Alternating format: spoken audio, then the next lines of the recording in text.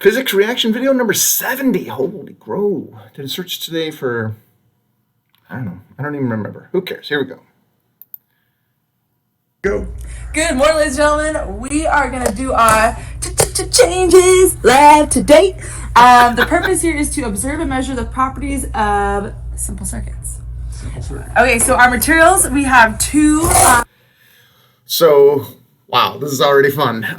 Interesting. Very, very rarely, and maybe never have I done one of these where someone else is in the room running the camera. So this is really, really exciting to see the framing, right? Because she's free, she's both hands free, able to do what she wants, and she likely trusts the other person to really frame it up well. So that's really, really exciting. I'd love to hear a little bit more about how they do it. I wonder if they take turns, or if this really suits their skills. I'm not sure. I just loved the humor, of course, and it sounds like we're doing, I don't know, a battery light bulb lab or something. So I'm just going to back it up a little bit so we don't miss out on what's happening here. All right, here we go. Simple circuits. Okay, so our materials, we have two batteries here. We have an oblong bulb, and we have a round bulb. Cool. We don't really know what oblong means, but it's not round. So. Well, yeah, you got a round one and an oblong one, and that one's not wrong. That must be the oblong one. Yeah. Okay, so using one cell and a light bulb, we're going to start with the round one, so I'll put this one over here. We are going to measure the current in the circuit, and then we're going to measure the potential difference, and then it looks like we're going to calculate the power. Yep. Okay. So let's go ahead and set this up. So just as she's starting to set this up, it reminds me of there's a really interesting discussion you can have with your students if you just give them a light bulb, first of all. Right? Old style light bulbs, like the type that they're using, are hard to come across. But anyways, give a student a light bulb, a battery, and a wire and say, okay, make this light up. And a lot of students struggle with that. And I think the biggest issue is the idea of the return trip, right? So you send power to something, not realizing that you have to provide a mechanism for the circuit to be complete. And so what I love about that challenge is that it only gives you one wire. So you kind of have to think about it a little bit, like, right? Can you use the case of the bulb to basically provide one of the paths? Here, of course, they're using a bunch of alligator clips, which is awesome. You can really see what's going on. And the nice bulb holders, which basically indicate clearly that there's, sort of two connections. So that's cool. So I am going to connect this guy One side of the bulb. to here, yeah. Oh, there we go. I was like, where's my thing? Here it is. And this side, right there. So now here is our lovely Let's see if the bulb circuit works. right there. Oh, cool. So they're using Okay. a current meter, I guess. Can't quite see. And oh, No there it lighting. it's dim, but it lights. Okay. Oh, it's dim. And what does our reading on there say? Can you see it? I'm gonna call that 170 milliamps. So I just want to back this up and frame it a little bit better. Call that. Perfect. Okay. So, the people who build these things are super, super smart. They've made it have multiple ranges. You can use different ranges. I mean, it's really cool how it works, right? So black's always black. They're calling it the negative, and then it kind of depends how many milliamps you want to measure. I just love these analog things. They're super easy to explain if you're going to get to a section on sort of magnetism, right? And how gorgeously designed here, right? So you can basically just look at the number and look down here to see what the multiplier is. So if you see a 2, it's either a 2 or a 20 or a 200. So I really love how visual this is. The digital ones just kind of show you a number, but here you really see it swinging up. I wonder how fast it is. I wonder if they disconnect and reconnect, how fast you can see it. But oh, this is just so gorgeous. I'm not sure if it's worth their time to purposely screw this up, right? Like if you put this over here and did this, it would just go bam, it would just like slam out. And then you say, oh, well, I guess it must be bigger than that. And you could put it over here and it would slam out again because it ended up being, 170 or so? So even if they had used the 50, it would have just gone boom. So they jumped to the 500, but my guess is they've already done a little bit of this work with their students. So this is such a great great videos setting up how to do this. What's not clear to me if this is sort of, hey, we're going to do all the work, you guys should take careful notes, or here's how to think about it, now you go and do it. That's not 100% clear to me, but I just love how they're working well together here. 170 milliamps. 170 milliamps. So, Write that down. are we going to call it 0.170 amps then? Or That's a good idea. Okay, Convert it into amperes. 170 amps. That was cool. And then, and we forgot to put an R. We forgot to put this guy in. So put the red one on this side. Yeah, red goes over there. You know, this is a voltmeter, and it's measuring the electrical potential difference from one side of the bulb to the. So what I really like is the connection work they're doing here, right? What's so glorious about alligator clips is that they're made of metal, and so you just need to clip anywhere on here. You don't have to get right on the same little bolt here. And so alligator clips, especially sort of naked ones like this, where you can just sort of put it anywhere. You heard some of the really subtle things that they were both doing, right? Like, well, make sure to put the red one on this side. Why? Right? I mean, fundamentally, who cares? But we know that that's going to end up giving us a nice positive answer on the other side. You can swap this around, swap these around. You know, do you remember that this is the positive with a little indentation or thing coming out there? So there's a lot of subtleties to this. I'm not sure if their voltmeter actually goes positive and negative. If it only goes positive, then you for sure have to get this right. But I think that if it goes negative, I don't think I care. I just want an absolute value, right? Because recognizing that you can flip this around, and it would be great to sort of experiment with that. You can also see what's about to happen, right? We're going to add another battery, and then see how things change. So it was also interesting to not put this stuff in first. You know, she said, "Oh, I forgot to do it," but honestly, I think that was the very best thing to do. Let's just first look at the current, and now go and ask this question, rather than having these extra dangly things and possibly confusing the students. So I actually thought that was really great. Other bulb comes on, and hold still there. I'm going to call it 1.3 volts. Sorry. Wait, I guess I misunderstood how to read the scale. I kept seeing a 5. Maybe I'm just reading the wrong one. Okay, yeah, same problem here. This goes 3, 15, 300. First of all, why the heck does the other one not go in order? Remember the other one? It said 50, 500, 5. That doesn't make any sense. But also here, the 3 you have to measure in the middle, the 15 on the bottom, the 300 on the top. That's kind of odd design. But now I understand what I'm looking at. It's neither this 100 nor this 5. It's this 1 point something, right? And you're all told that D cell should be exactly 1.5. Exactly. And so no surprise that it's a little bit less than 1.5. But interestingly, I just kept seeing this 5 and I was freaking out. I'm like, wait a minute, it's 2 batteries, 3, 4? What the heck happened here? So really understanding these scales, I think, is really interesting. And again, I am quite sure they've already made videos for their students, really helping them understand how to read these things. And hold still there. I'm going to call it 1.3 volts. Sorry, I'm struggling. Okay, 1.3 volts. One of the problems is it's hard to have a good contact with the battery. So do we want to wait to the very end to calculate the power? Well, that's just current times voltage. Yeah. That's just IV. They don't have to do it. No, that's their job, not we're gonna do ours. it. Okay. All right, so you go ahead and calculate. That's awesome. That's their right, job, not power, ours. Current times voltage. Okay, so now using 2 cells, like the bulb, again measure the current and the potential difference. Okay, so we're gonna stick these 2 bad boys together. And bada boom, bada bang. Ooh, look at that. It's Much brighter. brighter.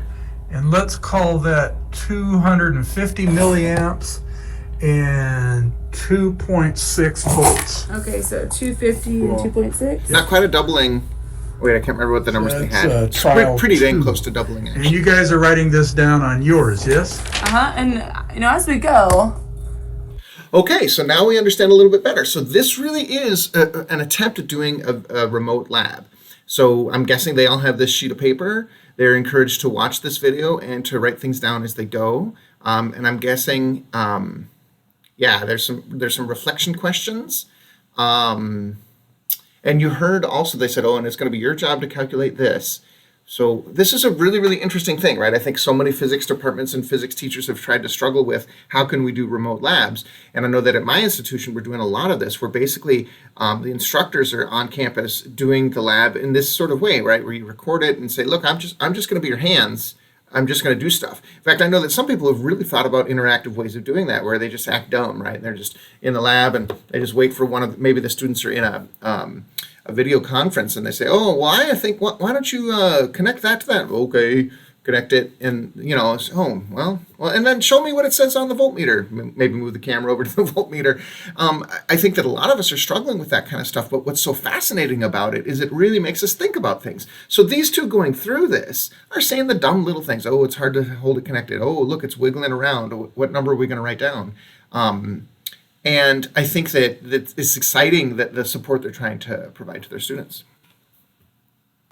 You can either pause it and calculate the power now, or once we're done. Okay. Oh, question. Question for you guys. What difference did you observe between trial 1 and trial 2? Well, there's something about the brightness of the bulb, and then there is the measurements. Okay. All right. Oh, look at that. Okay. All right. Okay. So trial 3, the oblong bulb. So here we go. Let's switch this guy out. We're gonna put.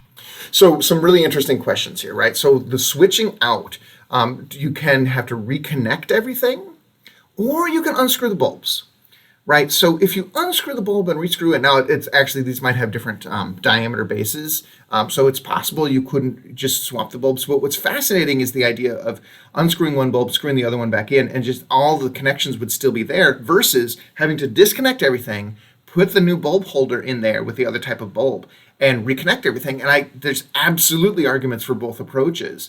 Especially if the students aren't going to have a whole lot of hands-on, it's probably smart to show them again how you're connecting these things, as opposed to just unscrewing and screwing in another light bulb.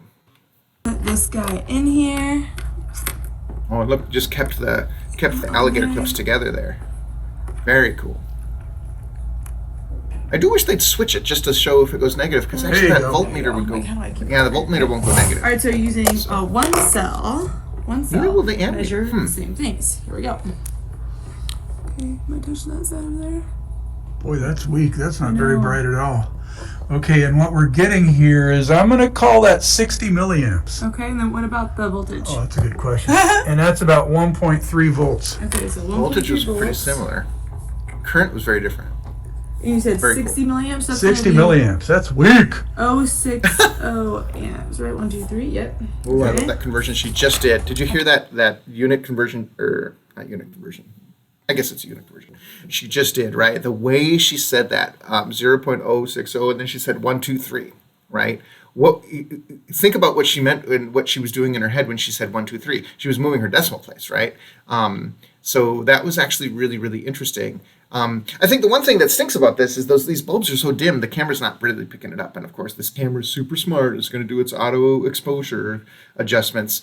So it's, even if they shut off the lights, it's still a struggle to get this going well. But they're there to help describe. They're like, oh, okay, yeah, I see it.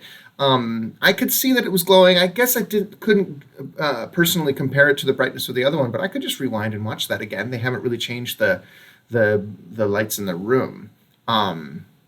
I'm trying to think about whether these voltmeter and ammeters can handle things going negative. My guess is they're built with probably a diode bridge to be able to do that. Yeah, I'd love to see what happens if they swap their battery the other direction. I wonder if really those meters are absolute value meters, because it's interesting that they don't go negative. Yeah, I guess I've never used those particular meters, so I'm not sure. I got that. So I've got looking like this. So that's what you guys written down in yours, yes? Mm-hmm. Okay, Yes, there's a question Yeah, there. what was the same and what was different between trials 1 and 3? Okay. Well, there was something about how bright the bulb was. Uh-huh. And then there was something about the measurements. Okay. So those are what you should take a look at. Okay, lastly, same idea, but we're going to put 2 batteries in there. Okay. Ooh, much brighter. And that's about 93 milliamps and about 2.8 volts. Okay, 93. Interesting. Yeah. Okay. All right. So because And what was if it? it's less 2.3? current, you'll have more 2.8 apparent voltage. volts. Terminal 2.8 voltage. volts. Okay. And there's a question. This is a really great setup for internal resistance, right? Just that tiny little shift that we saw. It's tough, right? Because they're measuring the voltage across the bulb instead of across the battery. But I mean, those wires are pretty dang good, right? So if they measured the voltage across the wires, they'd get zip. And so they're truly measuring the terminal voltage of the battery here. But this is kind of what stinks about, in lab, you got students doing all kinds of stuff, right? You got some students touching the battery, you got some students flipping, putting the batteries head to head. And so my question for you guys who are doing these kind of virtual labs, is it worth your time to make the mistakes that that you students might be making? So this is really, really interesting. And there's a question. What was the same and what was the difference between trials 2 and trial 4? Cool. Yeah, you only got two things you can look at, and that is what the bulb was doing and what the meters were doing. Okay. So think about the answers to those questions. Write your answers down. And the next thing you're going to do is you are going to transfer your data from the other side to this side. So write down what your current was, what the electrical potential difference was.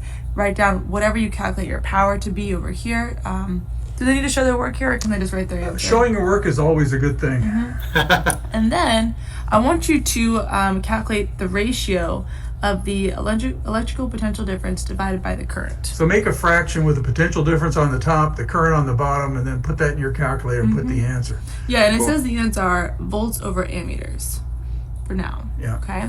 And then let's see. So once you've done that part, the next thing you're going to do is use the correct symbols, make a diagram showing a bulb, the cells, the ammeter, the voltmeter connected properly in this circuit. Now, All right, I'm going to stop right there. So this was really, really cool. What a great setup. I loved how they worked together. I liked their role choices, right? Like one person's going to be behind the camera. You can hear him pretty well. The other person's going to be on camera and really sort of hooking things up and connecting things. Every once in a while you saw his hand coming in, and that was useful.